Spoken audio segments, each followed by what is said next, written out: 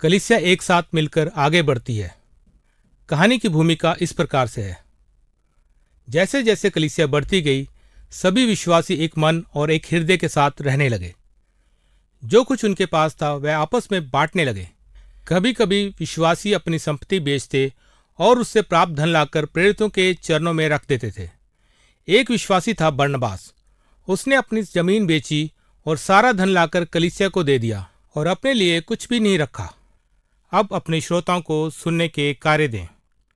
इस कहानी का केंद्र कौन या क्या है? इस कहानी में उनके साथ क्या घटित हो रहा है?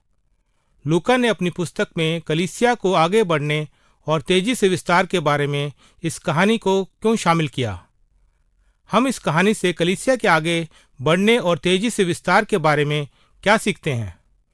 कलीसिया के रूप में हमें इन बातों को कैसे व्यवहार में लाना चाहिए? आइए अब कहानी की ओर चलें। कलीसिया में एक व्यक्ति था जिसका नाम हनन्याह था।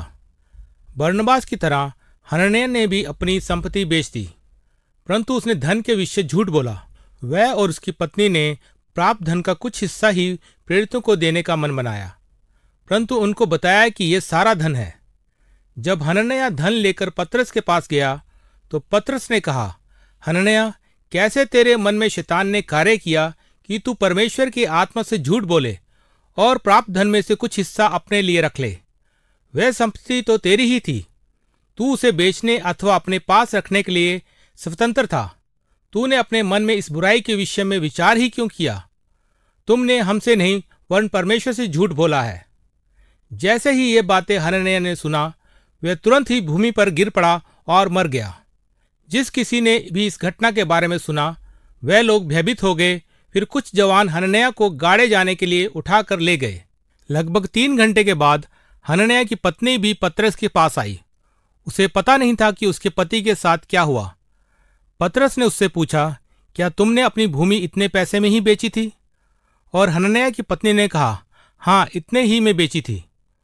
पतरस ने उत्तर दिया, तुमने और तुम्हारे पति ने परमेश्वर के आत्मा को परखने की योजना कैसे बनाई? देख, तेरे पति को गाड़ने वाले अभी भी द्वार पर ही खड़े हैं और वह तुझे भी ले जाएंगे। तब वह तुरंत उसके पांव पर गिर पड़ी और प्राण छोड़ दिए। जवानों ने उसे भी उठाया और उसके पति के पास में गाड़ दिया। और जिस किसी ने भी हनन्याह और उसकी पत्नी के साथ हुई घटना के विषय में सुना, वह भयभीत हो गया।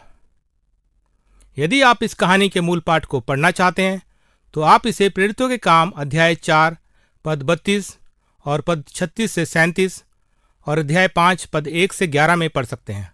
अब आप पहले दिए गए सुनने के कार्य के प्रश्नों पर चर्चा करें और इस कहानी से आप क्या सीखते हैं और आप अपने जीवन में इसे कैसे लागू करते हैं।